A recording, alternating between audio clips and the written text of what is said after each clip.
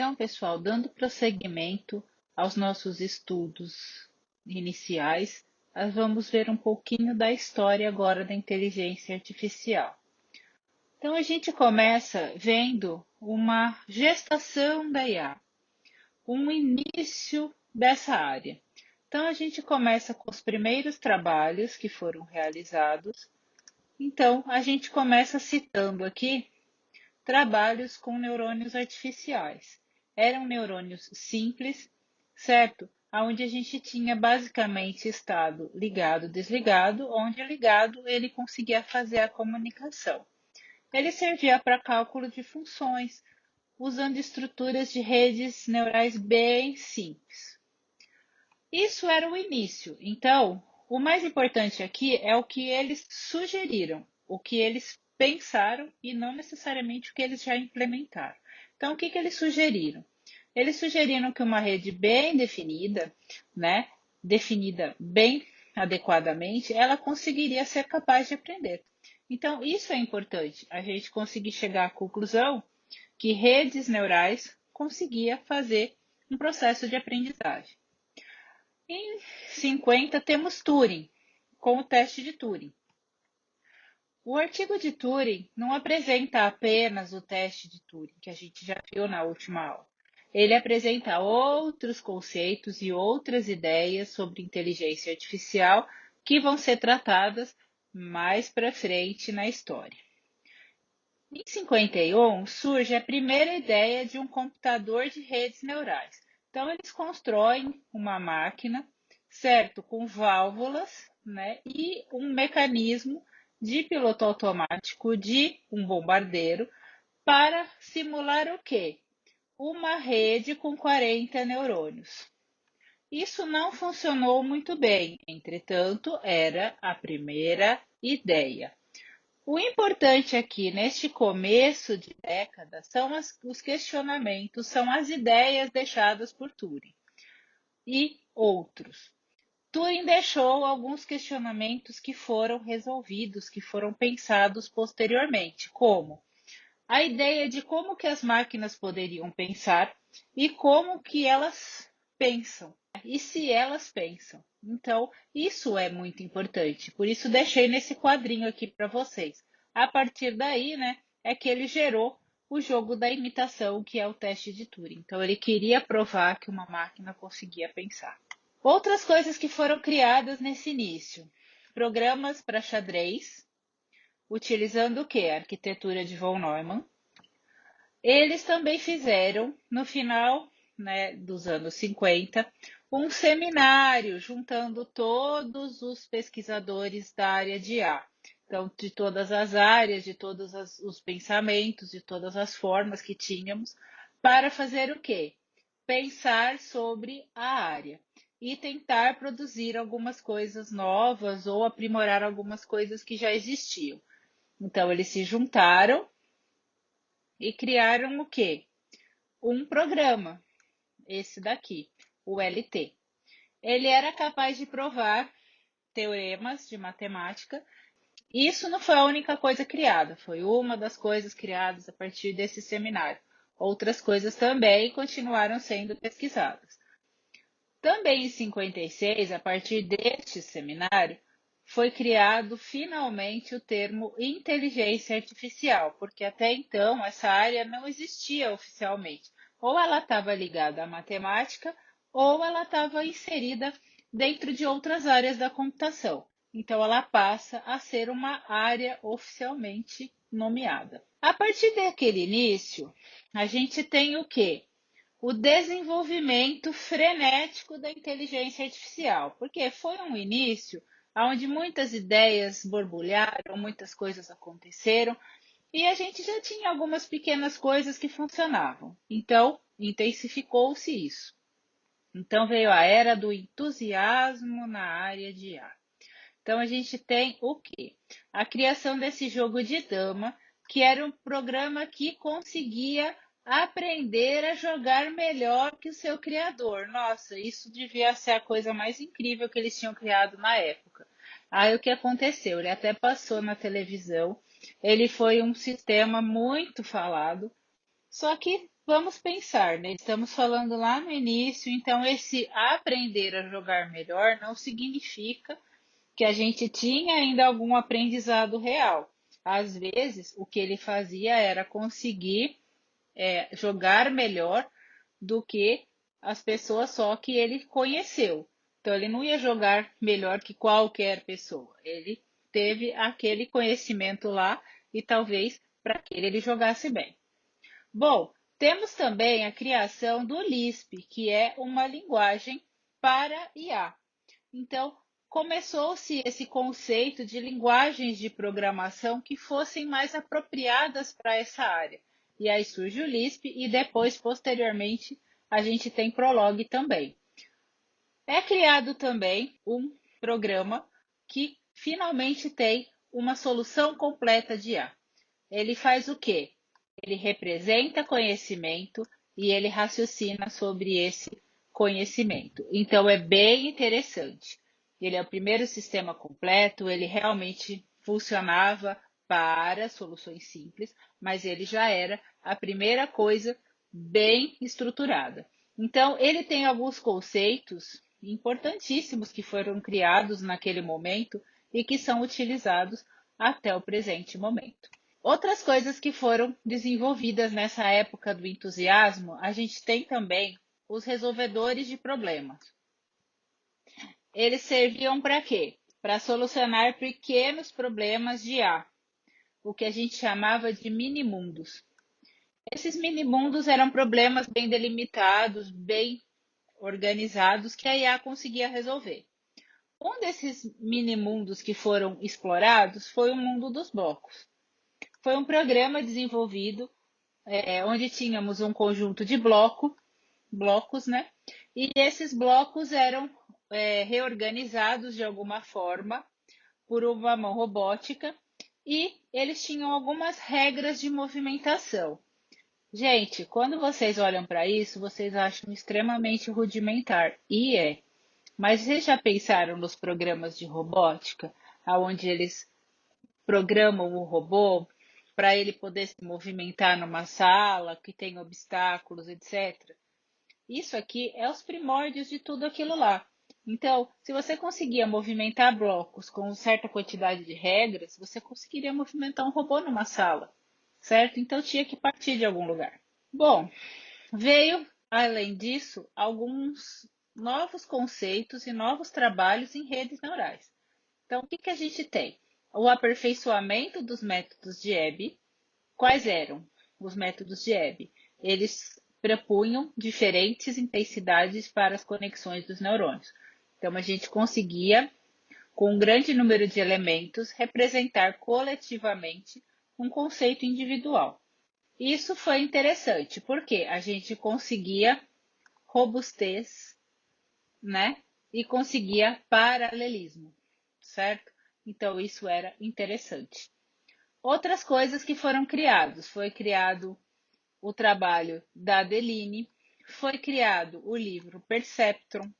Por quê? Eles foram criando novos conceitos. O Perceptron foi bem interessante porque ele criou teoremas novos, como o teorema da convergência, que determinava que um algoritmo de aprendizagem podia se ajustar, né, com pesos de conexão, né, de um perceptron, para corresponderem a qualquer dado de entrada. Então, a gente podia ter uma variância aí de dados de entrada e de pesos de conexão. Isso foi interessante a ideia, entretanto, ela não foi utilizada lá no começo, porque a gente não tinha ainda muito como implementar isso, mas a ideia foi colocada em prática a partir dos anos 80. Foi criado o GPS, que foi a primeira abordagem que tentou que um sistema pensasse como um ser humano. Então, ele seguia os passos, protocolos, ideias de como um ser humano pensa para resolver um problema. Então, isso foi importante, foi um avanço, certo? Então, ele tinha a forma de resolver problema nosso, do ser humano, certo? Bom, até aqui nós tínhamos um certo entusiasmo, mas esse entusiasmo acabou passando. Por quê? As pessoas percebem que nem tudo são flores. A gente teria que cair um pouco na realidade e passar a pensar em problemas e formas mais reais de desenvolver IA. Então, prosseguindo o nosso pensamento agora, tomando a realidade agora como a nossa vertente, a gente tem o quê? Algumas coisas foram jogadas por terra. Então, previsões como a de Simon, que previa que um computador seria capaz de ser um campeão de xadrez em no máximo 10 anos, isso levou 40 anos para acontecer. Então, algumas coisas que eles previam não foi tão rápido assim. Até as previsões de Turing, que Turing achava que os sistemas a partir do ano 2000 teriam 70% de aceitação, ou seja, 70% das pessoas que usassem já iam achar que ele era um humano. Então, isso não aconteceu tão rápido e tão fácil do jeito que eles imaginavam, certo? E outras coisas que eles chegaram, assim, algumas conclusões importantes. A IA, né, ela não funciona bem para grandes problemas. Ou seja, ele só funcionava bem nos minimundos. Ou seja, probleminhas muito bem delimitados, coisas muito bem organizadinhas, naqueles problemas de matemática, que já era bem tranquilo de fazer. Então, ele não funcionava para o mundo real. A gente não conseguia fazer coisas em grande escala, coisas que funcionassem muito legal. Então, isso foi um banho de água fria, certo? E outra coisa que eles perceberam, os sistemas que eles faziam não tinham conhecimento suficiente do assunto.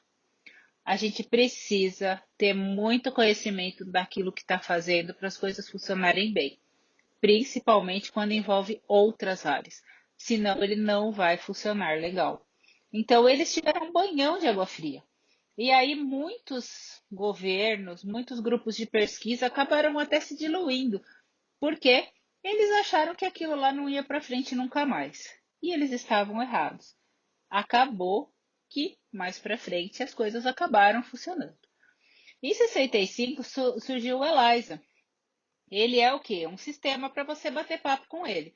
Não parece muito com o chat GPT? Sim, parece. Ele é um chat GPT. Né? Era um sistema que você podia conversar com ele. Ele ainda existe, viu, gente? Se vocês quiserem procurar, por ele, ele ainda existe, dá até para vocês darem uma olhadinha nele. Ele é bem rudimentar, tá?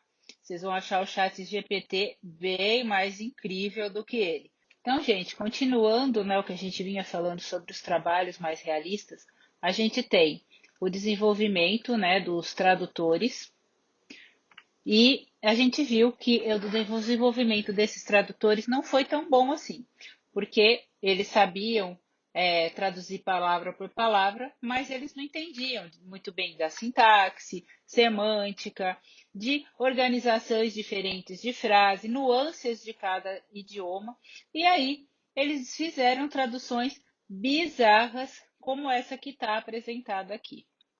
Então, nem sempre a gente consegue algoritmos bons logo de cara.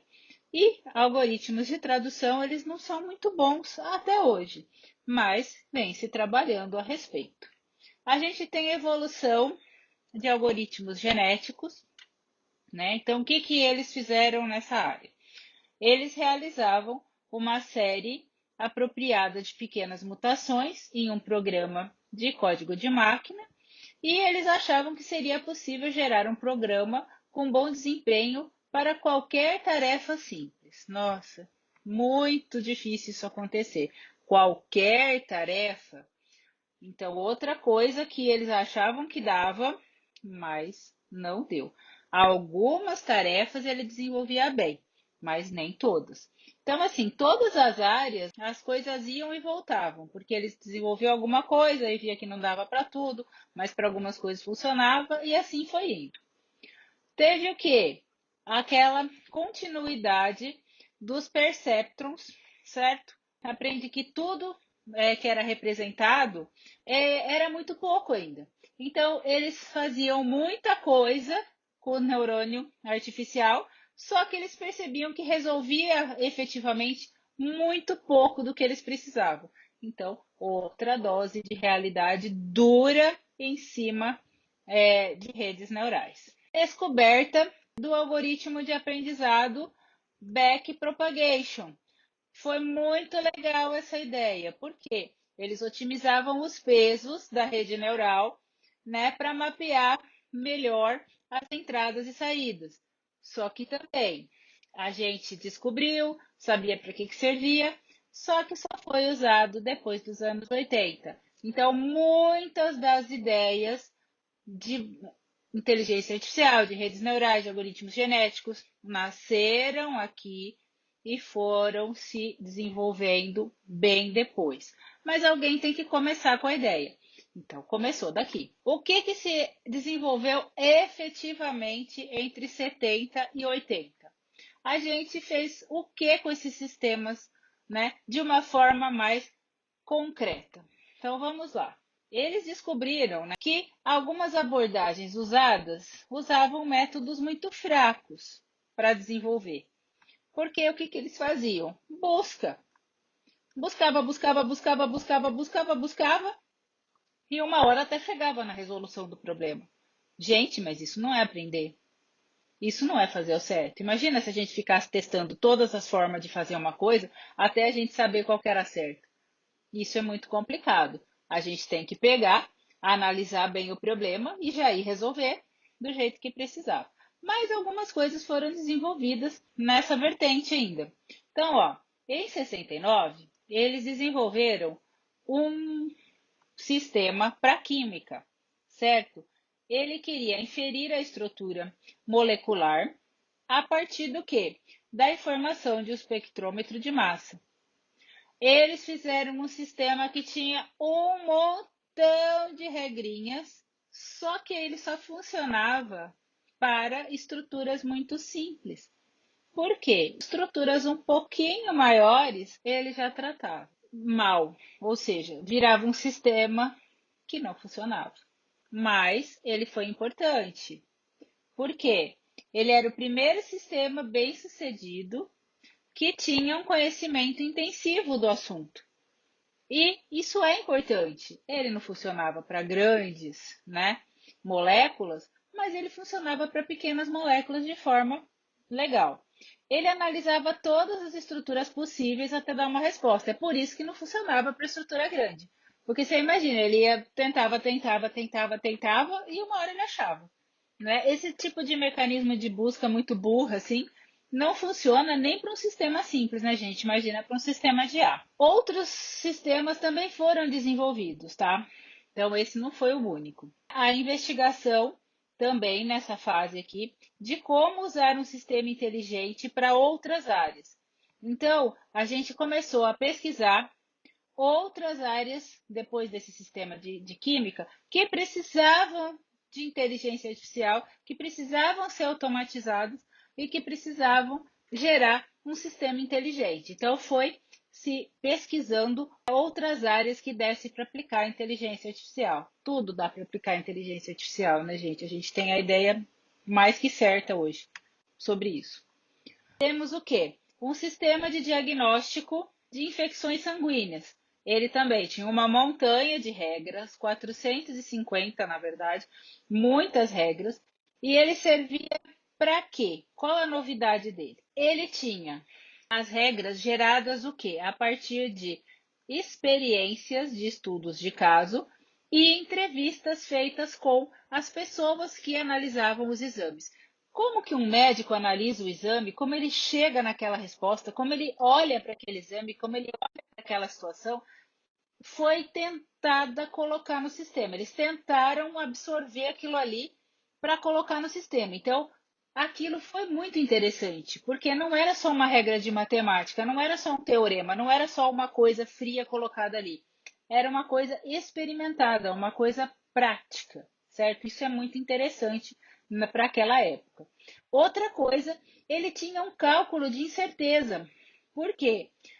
Os médicos avaliavam os impactos das evidências desses exames no diagnóstico de uma forma meio incerta. Então, essa incerteza foi colocada no sistema, ela foi analisada e cálculos foram desenvolvidos para que essa incerteza fosse refletida pelo sistema. Então, esse sisteminha aqui foi bem interessante e bem legal para aquela época. Então, é uma inovação muito interessante. Eu acho que é até mais do que aquele de química, porque aquele era muito mais frio, muito mais só baseado em teoremas de química do que esse aqui. Ele já tem uma base de conhecimento bem mais interessante do que o anterior. Então, prosseguindo aqui nos sistemas que foram desenvolvidos, a gente tem os sistemas que utilizavam linguagens naturais. Então, aqui o que a gente tem? A gente tem a criação, né, de uma compreensão mais robusta sobre linguagem, sobre o que era necessário saber. Então, tinha que ter conhecimento sobre o mundo, sobre os métodos genéricos que esse conhecimento, né, precisava para gerar alguma coisa em linguagem natural. Eles perceberam, né, que as coisas eram muito dependentes de sintaxe ainda. Então, nessa fase, a gente, além de desenvolver alguma coisa, a gente tem uma compreensão muito mais robusta do que precisa para fazer uma coisa boa. Não necessariamente aqui a gente ainda conseguiu fazer alguma coisa boa, mas já temos a ideia do que precisa. A ênfase aqui, eles achavam que era menos na linguagem e mais nos problemas de representação e raciocínio exigidos para a compreensão da linguagem. Então, assim, eles tentaram ver como que se chegava em algumas coisas. Então, eles pensaram a respeito da área para sair coisas melhores. E algumas coisas continuaram sendo desenvolvidas, certo? Então, eles tentaram desenvolver, né, interfaces de linguagem natural para banco de dados, continuaram trabalhando nos tradutores, eles continuaram trabalhando em sistemas que conversavam com os seres humanos, tudo isso foi continuado aí, nada parou, certo? Houve também a criação de uma nova linguagem de programação para a inteligência artificial, que é o Prolog. Ele é utilizado até hoje, ele existe aí ainda, tanto que a gente vai mexer nele um pouquinho para conhecer. Ele é uma linguagem super diferentona. A maioria das coisas hoje em inteligência artificial são feitas em Python e outras linguagens, mas o Prolog é bem interessante, é uma linguagem apropriada para a área. E outras também foram surgindo, tá? Então, pessoal, tomando aí a última parte que a gente vai discutir, é o crescimento da inteligência artificial dentro da indústria e como ciência. Então, a primeira coisa aqui que a gente vai olhar é o que foi desenvolvido para essa época. Então, a primeira coisa que a gente tem aqui é o R1. O R1 ele é o quê? Um sistema que era usado para configuração de pedido de sistema de computador. Ele ajudava a empresa a fazer uma configuração mais rapidamente e eles tiveram um lucro muito maior utilizando esses sistemas. Então, esses sistemas eram chamados de sistemas especialistas, porque eles eram sistemas inteligentes, mas para uma função bem específica. Então, além desse, outros sistemas começaram a ser desenvolvidos também. Mas esse aqui ficou famoso e essa empresa, a DEC, ela até começou a desenvolver sistemas especialistas para outras empresas. Então, ela se tornou uma referência de mercado. Então, nessa época, nos anos 80, a gente tem um boom da inteligência artificial como uso comercial e também científico. Então, todos os governos tinham seus grupos de IA, então as corporações americanas todas tinham grupos de inteligência artificial, os governos retomaram pesquisas de inteligência artificial, então tudo estava muito ligado a isso. O Japão começou a utilização de inteligência artificial para construir um computador inteligente. Se não fosse só hardware, hoje nós temos esse tipo de computador. A Apple, ela possui computadores, notebooks, possuem processadores, lógico, aritmético, processador normal, e ela possui também processadores inteligentes para auxiliar aí o uso da máquina. E outros hardwares, outros equipamentos, nós temos geladeiras inteligentes, nós temos um monte de hardware inteligente. Então, hoje isso está muito em alta. Os Estados Unidos, com suas pesquisas, obviamente, seus consórcios de pesquisa, estava bombando nessa época. Outra coisa, nós tínhamos o uso de IA em um monte de lugares. Então, auxiliando em vendas, em hardwares, em softwares, um monte de consórcios, um monte de grupos de pesquisa, um monte de empresas, todo mundo lançando seus softwares de inteligência artificial. Então, estava um boom. Os anos 80 foi muito importante para a inteligência artificial. Há um renascimento das redes neurais, porque a rede neural, coitada, ela vem lutando desde os anos 40. Mas tudo que eles faziam era limitado, não dava muito certo e tal. Só que aí eles conseguiram desenvolver todos aqueles conceitos e tudo que aquele pessoal propôs nos perceptrons lá atrás, nos anos 40, nos anos 50, nos anos 60. Tudo que foi proposto lá que não era possível desenvolver começou-se a ser desenvolvido, tanto usando conexionista quanto simbólico. Conexionista é aquela parte que está ligado mais ao cérebro humano, aquela coisa mais biológica, e os simbólicos a mais teoremas de matemáticos, a matemática, probabilidade, engenharia. Então aqui começou a se intensificar, intensificar, até que hoje nós temos redes neurais muito bem desenvolvidas, grandes redes neurais funcionando em sistemas reais e tudo muito legal. Então, aqui que o pessoal agarrou aquele monte de teoria e fez funcionar. Então, vamos lá. A partir de 87, eles perceberam o seguinte: gente, precisamos de teorias mais sólidas para utilizar em nossos sistemas.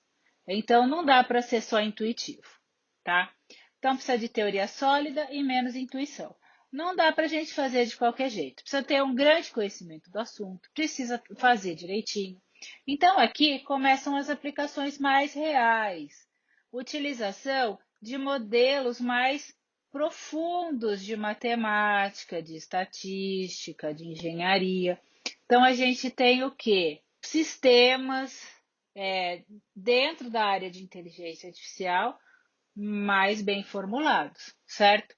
Então, a área de IA passa a não ser mais uma área abandonada e eles viram que ela funcionava, que era possível, que era utilizável. Então, ela passa a reinteragir com as demais áreas da computação e outras áreas também de conhecimento sem ser computação.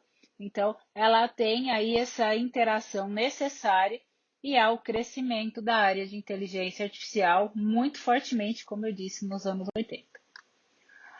O que acontece aqui agora é que temos trabalhos que são desenvolvidos, certo? Então, a gente tem, a partir das próprias redes neurais, o crescimento da área de mineração de dados, certo? Por quê? Vários trabalhos foram retomados.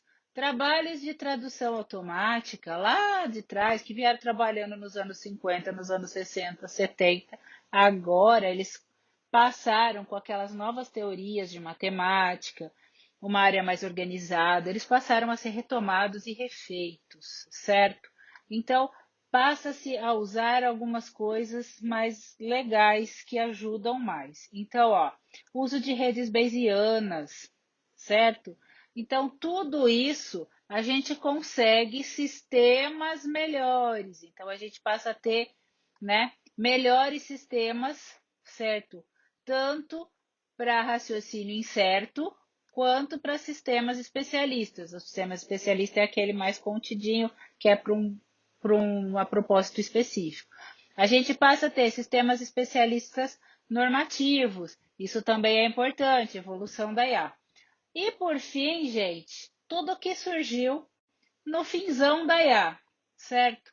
Então a gente tem aqui, a gente tem uso de IA na internet, certo?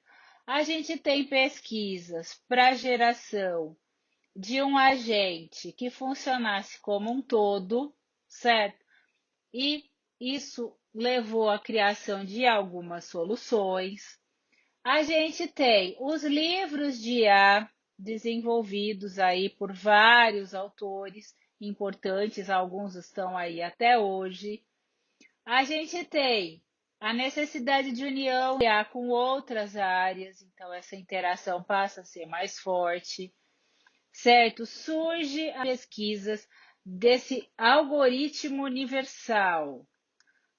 Tudo vinha sendo feito muito pontualmente, né? Principalmente nos sistemas especialistas. Então, por que não criar uma coisa de propósito mais geral? Por que não ter um algoritmo mais universal que possa aprender e atuar em qualquer ambiente?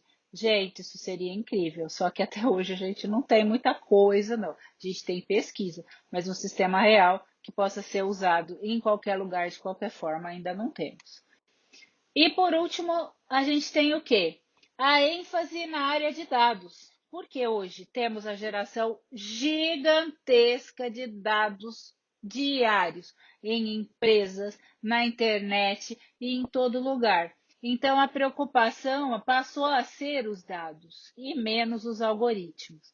Aí a gente tem o quê? Ter tradutores que lidam melhor com as coisas, a gente tem processamento de linguagem natural que lidem melhor com as coisas, a gente tem que ter análise desses dados, a gente tem que ter várias coisas. Então, ó, algoritmos de desambiguação, algoritmos que lidam com fotos, algoritmos que lidam com big data, tudo isso está aí no nosso dia a dia, lidando com o nosso celular, com a nossa internet, lidando com os dados das empresas, enchendo o nosso saco quando a gente entra no site de comércio eletrônico, mostrando N coisas que a gente podia gostar. Então, tudo isso tem inteligência artificial. Ela vai evoluir muito mais do que ela já evoluiu até hoje. Lembre-se que saímos dos anos 40 com quase nada e estamos aí com tanta coisa funcionando, com tanta coisa comercial já usando IA. Então, é uma área que cresce diariamente. Então, essa história está sendo escrita hoje, certo? Vocês estão vivendo a história. Um monte de coisa de IA que vocês estão usando hoje está entrando para a história. Então é isso, gente. Então até a próxima aula.